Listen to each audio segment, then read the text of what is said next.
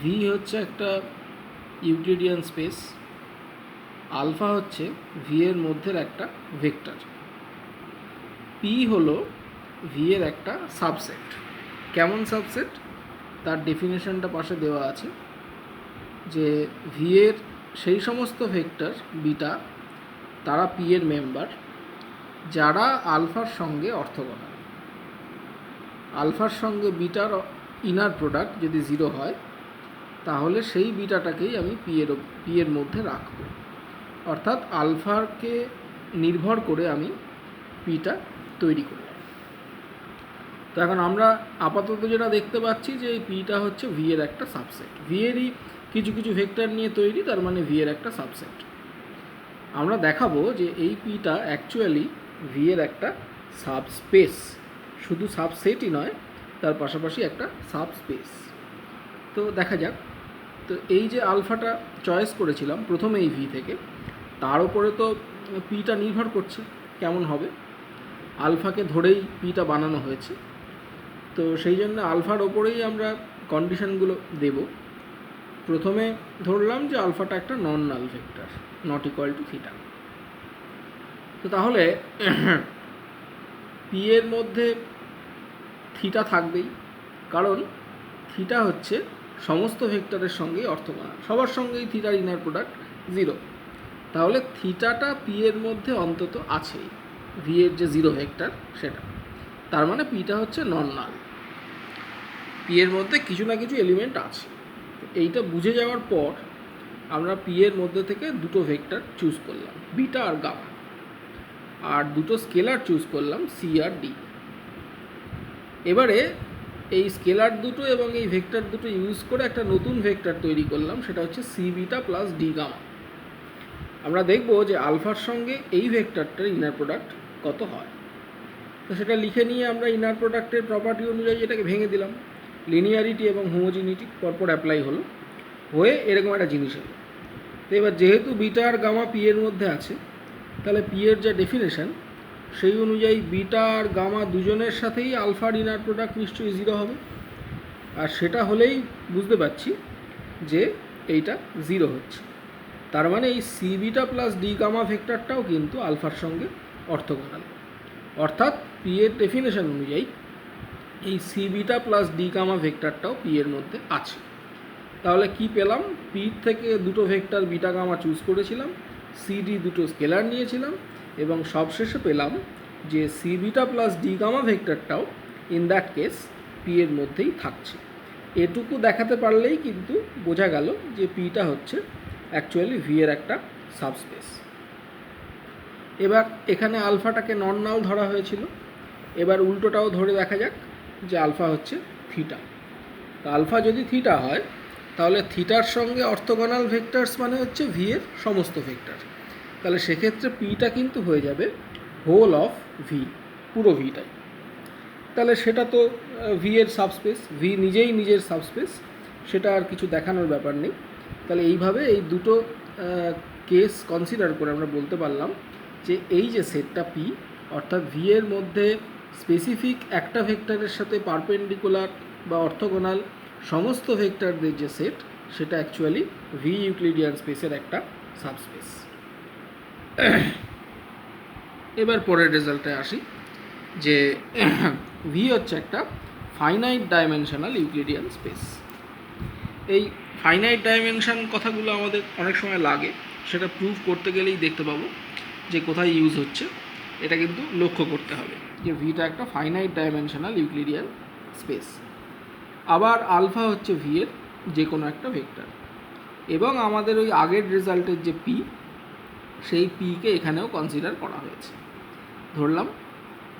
আর P যেহেতু একটা finite dimensional Euclidean স্পেসের সাবস্পেস, তাহলে সাবস্পেস হলেই তার একটা জেনারেটিং সেট থাকবে, এবং সেটাও ফাইনাইটই হবে অবশ্যই।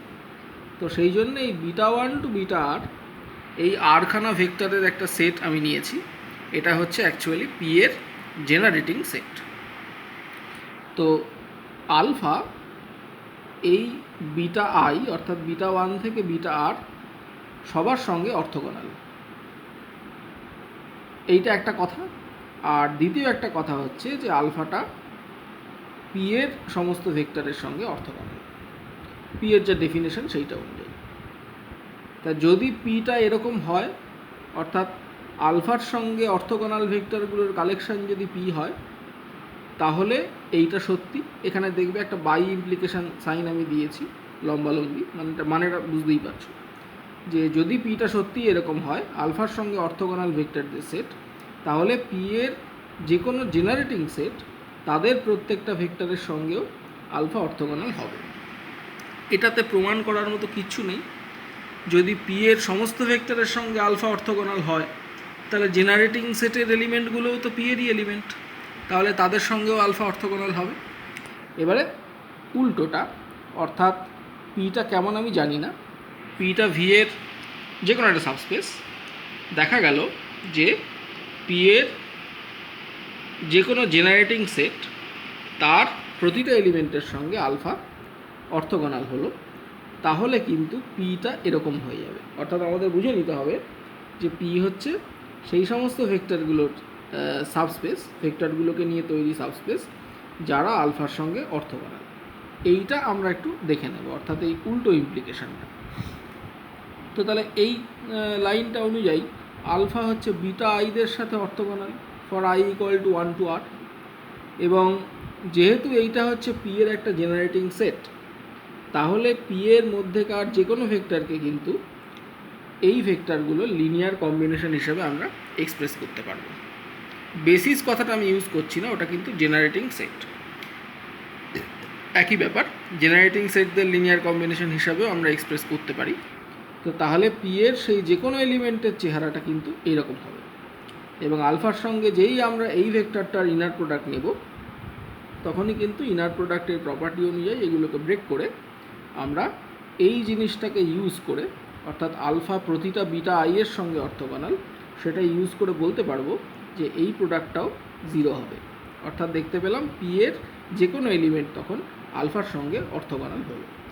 তাহলে বোঝা গেল যে পি এর ডেফিনেশনটা এইটাই, অর্থাৎ পি আসলে আলফার সঙ্গে অর্থগোনাল যে ভেক্টরগুলো ভি এর মধ্যে আছে তাদেরই কালেকশন, তাদের সেট বা তাদের সাবস্পেস। এইটা বুঝতে পারলাম। তো এখন তাহলে এই পুরো আলোচনাটার থেকে যে জিনিসটা পেলাম সেটা হচ্ছে যে পি ভি এর যে কোনো একটা সাবস্পেস, এবং এই যে একটা সেট আমরা এবার ডিফাইন করব আর কি, সেটা হচ্ছে পি অর্থগোনাল। এটা হচ্ছে পারপেন্ডিকুলার সাইন আমরা ইউজ করি, সেটাকে পি এর মাথায় লেখা হয়েছে, এটাকে আমরা পড়ব পি অর্থগোনাল এইভাবে আর কি। তো পি অর্থগোনালের ডেফিনেশনটা আমরা কি দিচ্ছি, যে সেই সমস্ত ভেক্টর ভি এর যারা পি এর প্রতিটা ভেক্টরের সঙ্গে অর্থগোনাল। ডেফিনেশনটা ভালো করে লক্ষ্য করবে যে পি এর সমস্ত ভেক্টরের সাথে যে ভেক্টরগুলো অর্থগোনাল তাদের কালেকশন হলো পি অর্থগোনাল, এবং এটাকে আমরা বলবো এইভাবে পড়বো যে each vector in P orthogonal is orthogonal to P, অর্থাৎ পি সাবস্পেসের প্রতিটা ভেক্টরের সঙ্গে অর্থগোনাল হওয়া মানেই হচ্ছে পি এর সাথে অর্থগোনাল হওয়া, এরকমভাবে আমরা বলবো। এটা হচ্ছে কনভেনশন।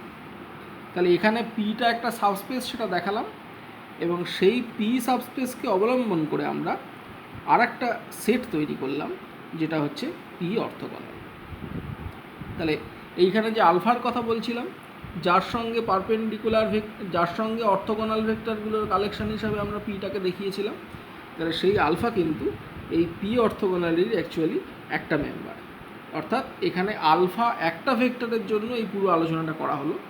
এবার এই আলোচনাটা ওই আলফার মতো অন্য যে কোনো ভেক্টরের জন্য সত্যি, যাদের জন্য সত্যি তাদের কালেকশনটাই হচ্ছে পি অর্থগোনাল। তাহলে পিটা সাবস্পেস আমরা দেখিয়েছি, আর এইটাও দেখানো যায় যে এই পি অর্থগোনালটাও হচ্ছে ভি এর একটা সাবস্পেস। এটা তোমরা নিজেরা দেখানোর চেষ্টা করবে যে পি অর্থগোনাল অ্যাকচুয়ালি ভি এর একটা সাবস্পেস। তাহলে ভি এর দুখানা সাবস্পেস পেলাম, একটা হচ্ছে পি, পি হচ্ছে যে কোনো একটা সাবস্পেস এবং তার সঙ্গে অর্থগোনাল ভেক্টরগুলোর কালেকশন সেটাও একটা সাবস্পেস, সেটা হচ্ছে পি অর্থগোনাল। তো এখন পরবর্তী আমাদের যে রেজাল্ট খুব ইম্পর্ট্যান্ট, সেটা হচ্ছে যে ভি যদি একটা ফাইনাইট ডাইমেনশনাল ভেক্টর স্পেস হয়, এবং পি ধরা যাক ভি এর যে কোনো একটা সাবসেট, সাবস্পেস এখানে আমি লিখিনি, সাবসেট লিখেছি। তো তাহলে এইটা সাবস্পেসই হবে, অ্যাকচুয়ালি সাবসেট নয়, এটাকে সাবস্পেস করো। তাহলে ভি হচ্ছে একটা ফাইনাইট ডাইমেনশনাল অর্থোগোনাল, এই ফাইনাইট ডাইমেনশনাল ইউক্লিডিয়ান স্পেস, এইটাও ভেক্টর স্পেস নয়, এটা অ্যাকচুয়ালি ইউক্লিডিয়ান স্পেস। তো ভিটা হচ্ছে ফাইনাইট ডাইমেনশনাল ইউক্লিডিয়ান স্পেস এবং পি হচ্ছে তার একটা সাবস্পেস। ফাইনাইট ডাইমেনশনাল মানে ভি এর ডাইমেনশনটাকে আমি এন বলে ধরে নিয়েছি। তাহলে এই আগের আলোচনাটা আমরা দেখলাম যে এই পি সাবস্পেসের জন্য আমরা আর একটা সাবস্পেস তৈরি করতে পারি, যেটা হচ্ছে পি অর্থোগোনাল। তার ডেফিনেশনটাও কিন্তু তুমি অন দ্য ওয়ে পেয়ে গেছো এতক্ষণ পর্যন্ত যে আলোচনা হয়েছে। তো এবার এই রেজাল্টটায় যেটা দাবি করা হচ্ছে সেটা হচ্ছে ভিটা অ্যাকচুয়ালি পি আর পি অর্থোগোনাল এই দুটো সাবস্পেসের ডাইরেক্ট সাম। তো এখন এই ডিরেক্ট সাম ব্যাপারটা কি সেটা আমরা আগেই আলোচনা করেছি। সেটা হচ্ছে ভিটা পি আর পি অর্থোগোনালের লিনিয়ার সাম, এইটা হচ্ছে প্রথম কথা। অর্থাৎ পি এর ভেক্টরগুলো পি অর্থোগোনালের ভেক্টরগুলো অ্যাড করে তুমি ভি এর ভেক্টরগুলো তৈরি করতে পারো, বা উল্টোভাবে বললে ভি এর যে কোনো ভেক্টরকে পি এর একটা ভেক্টর আর পি অর্থোগোনালের একটা ভেক্টরের সাম হিসাবে লেখা যেতে পারে। এইটা হচ্ছে এক নম্বর কথা। আর দ্বিতীয় যে জিনিসটা লাগবে ডিরেক্ট সাম দেখানোর জন্য, সেটা হচ্ছে পি আর পি অর্থোগোনালের যে ইন্টারসেকশন হবে তার মধ্যে শুধু থিটা থাকবে, আর কেউ থাকবে না, অর্থাৎ ইন্টারসেকশনটা ট্রিভিয়াল হবে। তো এখন এইটা তাহলে প্রমাণ করা যাক ভি এর যে কোনো সাবস্পেস পি এর জন্য। তো প্রথমত পি ইন্টারসেকশন পি অর্থোগোনাল যে থিটা, সেটা নিয়ে কিছু বলার নেই, কারণ পি আর পি অর্থোগোনালের ইন্টারসেকশনে যদি কোনো ভেক্টরের থাকতে হয় তাহলে বুঝতেই পারছো তাকে নিজের সঙ্গেই অর্থোগোনাল হতে হবে। সে পি এর মধ্যে আছে অ্যাজ ওয়েল অ্যাজ পি অর্থোগোনালের মধ্যে আছে, তার মানে সে নিজের সাথেই অর্থোগোনাল। এরকম ভেক্টর কিন্তু একটাই আছে, সেটা হচ্ছে থিটা। আমরা পজিটিভিটি কন্ডিশন থেকে জানি যে একমাত্র থিটার সঙ্গে থিটার ইনার প্রোডাক্ট 0 হয় যদি সেম ভেক্টর দুবার নিয়ে ইনার প্রোডাক্ট করা হয়। তো তাহলে এই ইন্টারসেকশনটা শুধু থিটা, এটা হয়ে গেল। তাহলে আমাদের শুধু দেখাতে হবে যে ভিটাকে পি আর পি অর্থোগোনালের লিনিয়ার সাম হিসাবে লেখা যাচ্ছে, তাহলেই আমরা ডিরেক্ট সামটা বলে দিতে পারব। এইবার প্রথম কেস যে পিটা হচ্ছে ট্রিভিয়াল সাবস্পেস, অর্থাৎ যার মধ্যে শুধু থিটা আছে, হতেই পারে এটাও ভি এর একটা সাবস্পেস। তো সেক্ষেত্রে কিন্তু যেহেতু থিটার সঙ্গে ভি এর সমস্ত ভেক্টর অর্থোগোনাল, তাহলে পি অর্থোগোনাল যে সাবস্পেসটা সেটা কিন্তু হয়ে যাবে পুরো ভিটা। আর সেটাই যদি হয় তাহলে কিন্তু ভিকে আমরা easily P plus P orthogonal লিখতে পারছি, দুটো সাবস্পেসের লিনিয়ার সাম। আর তার মানেই হচ্ছে ডিরেক্ট সাম, সেটা একটু আগেই আমি বলে এসেছি। এবার সেকেন্ড কেস যে পিটা ট্রিভিয়াল সাবস্পেস নয়, অর্থাৎ থিটা ছাড়াও পি এর মধ্যে আরও কেউ আছে। তো এখন পিটা যেহেতু সাবস্পেস, আমরা এর আগে আলোচনা করেছি যে ইউক্লিডিয়ান স্পেসের সবসময় একটা অর্থোগোনাল বেসিস কিন্তু থাকে। আমরা গ্রাম-স্মিথ প্রসেসে সেই বেসিসটা বানাতে পারি, অর্থোগোনাল বা অর্থোনর্মাল যা প্রয়োজন সেটা বানিয়ে নিতে পারি। তো তাহলে পিটা যেহেতু এই ভি ইউক্লিডিয়ান স্পেসের একটা সাবস্পেস, তারও নিশ্চয়ই একটা অর্থোগোনাল বেসিস আছে, এবং ভিটা ফাইনাইট ডাইমেনশনাল ছিল, তার সাবস্পেস পি সেটাও ফাইনাইট ডাইমেনশনাল। তাহলে এই হলো একটা ফাইনাইট অর্থোগোনাল বেসিস পি এর, যার মধ্যে আরখানা ভেক্টর আছে বলে আমি ধরে নিয়েছি। যেহেতু ভি এর ডাইমেনশন এন, তাহলে অবশ্যই R is less or equal to N. এইবার আমরা আরেকটা রেজাল্ট করেছিলাম যে ইউক্লিডিয়ান স্পেসের মধ্যে যদি একটা অর্থোগোনাল সেট অফ ভেক্টরস আমাকে দেওয়া থাকে, অর্থোগোনাল সেট অফ ভেক্টরস মানেই তারা লিনিয়ারলি ইন্ডিপেন্ডেন্ট, এটাও আগে প্রুভ করেছি।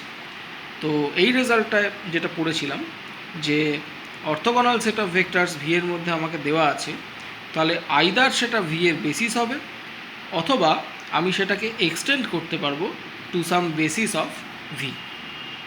তাহলে এই যে beta one to beta R যেটা পি এর অর্থোগোনাল বেসিস ছিল, সেটা তাহলে একটা orthogonal set of vectors in V.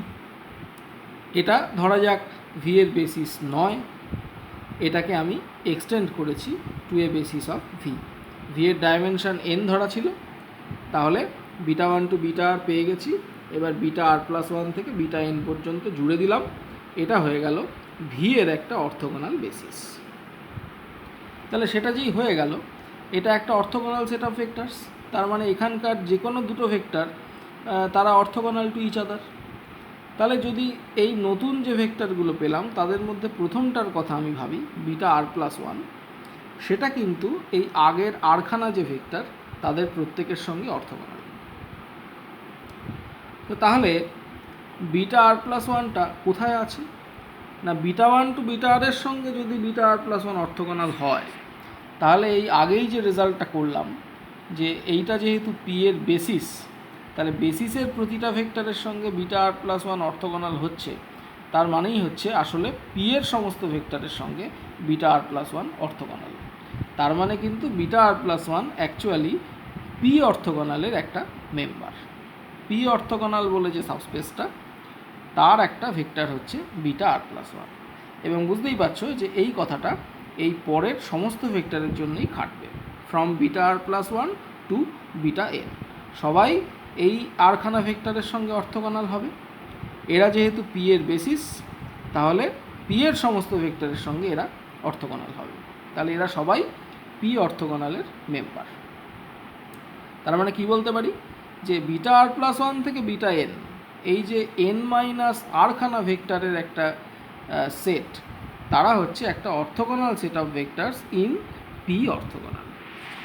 ওরা আবার নিজেদের মধ্যেও অর্থোগোনাল, যেমন বিটা আর প্লাস ওয়ান থেকে বিটা এন, বিটা ওয়ান থেকে বিটা আর এই ভেক্টরগুলোর সঙ্গে অর্থোগোনাল প্রত্যেকে, তেমনই এরা নিজেদের মধ্যেও কিন্তু অর্থোগোনাল। তাহলে এইটা হচ্ছে একটা অর্থোগোনাল সেট অফ ভেক্টরস, এবং এটা হচ্ছে পি অর্থোগোনালের সাবসেট।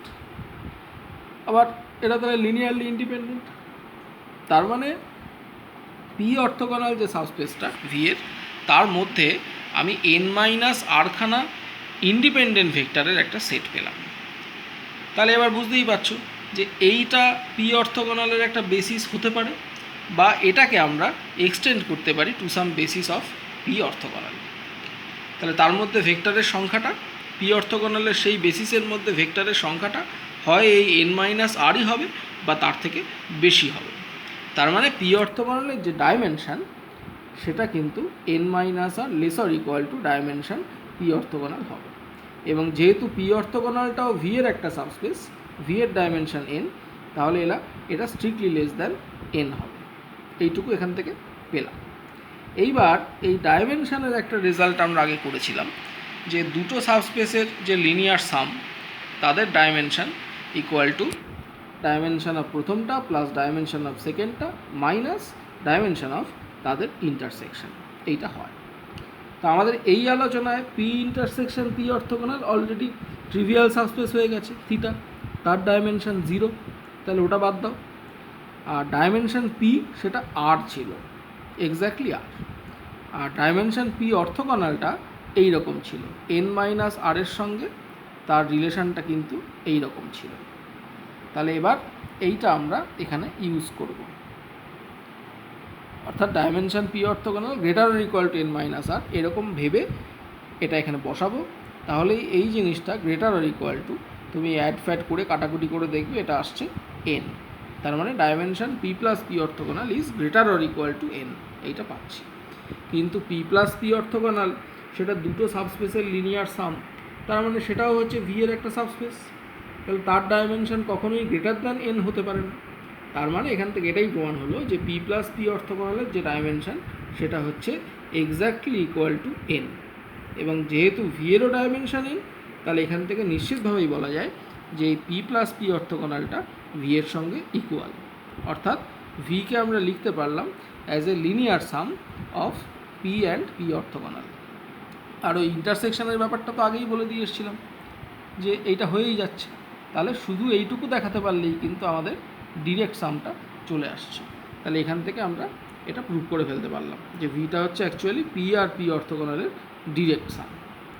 এই যে পি অর্থোগোনাল, এইটাকে আমরা ডাকবো orthogonal complement of P in V এই নামে।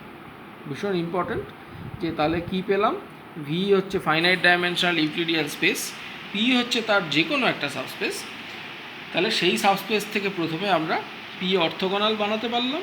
সেটা কি? সেটা হচ্ছে actually orthogonal complement of P in V. এবং এইটাও বুঝতে পারলাম যে ভি যে পুরো ইউক্লিডিয়ান স্পেসটা, তাকে আমরা ওই পি এবং তার অর্থোগোনাল কমপ্লিমেন্ট পি অর্থোগোনাল তাদের ডিরেক্ট সাম হিসাবে লিখতে পারব। একটা ছোট অঙ্ক একটু দেখা যাক, যে আমাদের R3 inner product space with standard inner product, বুঝতেই পারছো। পি হচ্ছে তার একটা সাবস্পেস। কেমন সাবস্পেস? না এই দুটো ভেক্টর দিয়ে তৈরি সাবস্পেস, অর্থাৎ এদের লিনিয়ার স্প্যান। এরা তো লিনিয়ারলি ইন্ডিপেন্ডেন্ট, দেখতেই পাচ্ছ। তার মানে ওটা হচ্ছে অ্যাকচুয়ালি সাবস্পেসটার একটা বেসিস, এইটুকু আর কি। তো আমরা এই যে পি সাবস্পেস তার অর্থোগোনাল কমপ্লিমেন্ট বের করতে চাইছি। তো তাহলে আমরা ঠিক এই থিওরেমটায় যা করলাম তাই করব। এই দুটো ভেক্টরকে আমি β1 এবং β2 বলে কনসিডার করছি। তাই এটাকে এবার এক্সটেন্ড করতে হবে to some orthogonal basis of V. Orthogonal basis of V না হলেও চলবে, যাই হোক সেটা পরে আলোচনা করছি। তো β3 বলে আর একটা ভেক্টর আমি কনসিডার করলাম। কেমন ভেক্টর?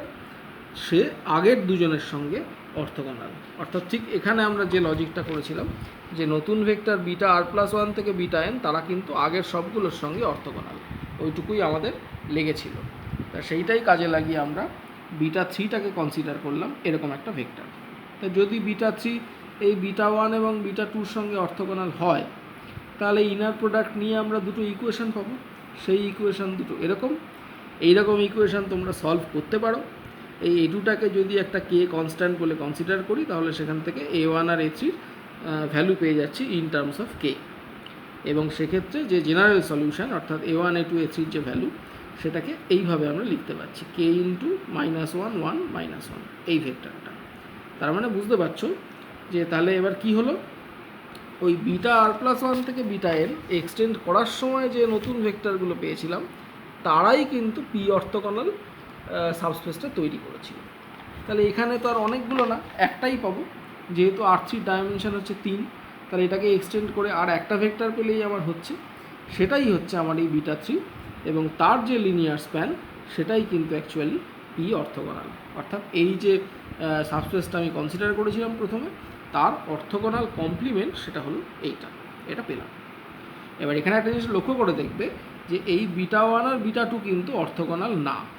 এদের ইনার প্রোডাক্ট নিয়ে দেখবে 0 আসছে না।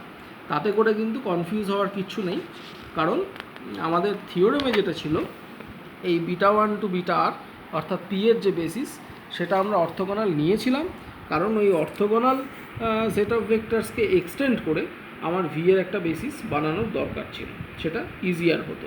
সেই জন্য এখানে orthogonal set of vectors consider করা হয়েছিল। কিন্তু অ্যাকচুয়ালি কিন্তু যে কোনো মানে পি সাবস্পেসটার যে কোনো বেসিসকে ধরেই এই কাজটা করা যায়, যদি এরকম ছোটোখাটো কন্ডিশন হয়, 2-3টে ভেক্টর নিয়ে ডিল করার থাকে। তো সেক্ষেত্রে আমরা এইভাবে সিচুয়েশানটা ডিল করতে পারি, পি সাবস্পেস থেকে তার অর্থোগোনাল কমপ্লিমেন্টটা বের করে ফেলতে পারি।